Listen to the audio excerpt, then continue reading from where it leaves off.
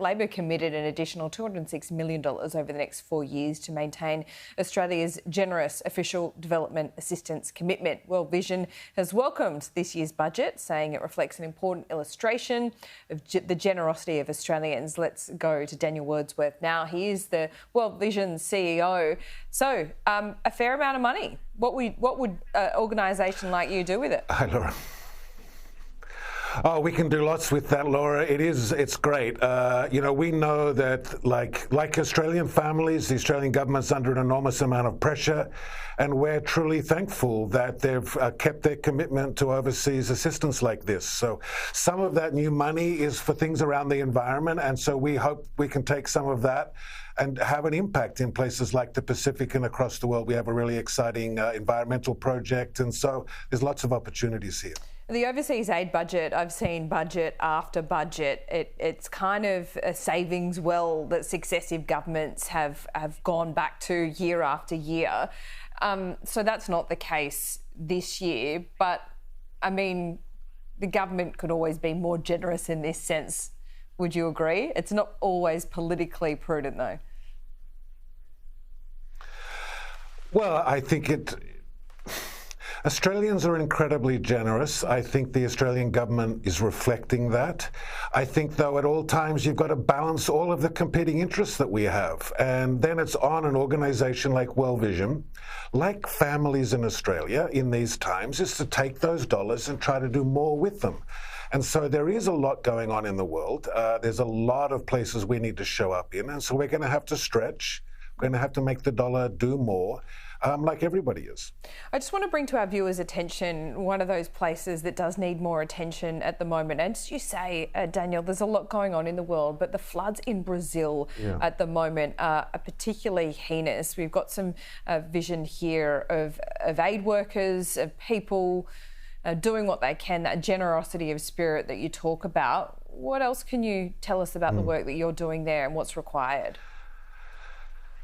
Yeah, thanks for shining the light on this. You know, there's an enormous flood happening right now in the southern part of Brazil.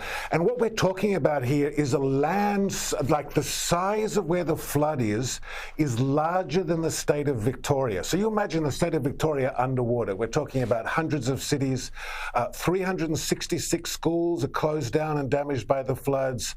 Almost 1.5 million people affected. 500,000 of those have lost their homes. So, and with floods, I've worked on floods before. Floods don't just stop, right? So this is going to keep on going for weeks. I was talking with our team last night via WhatsApp in Brazil, and frankly, they're feeling overwhelmed because the rains are still happening. Rivers are still rising. This is going to play out for weeks. And so we have a team on the ground. We've committed to working with 70,000 families. That's about 200,000 children. And we're providing them with shelter, emergency food, blankets and things like that. So when you go into a disaster situation like the one that you just described in Brazil, what's the time commitment for World Vision? How long do you stay there for? I mean, I know it's kind of like asking how long a piece of string is, but give us an idea.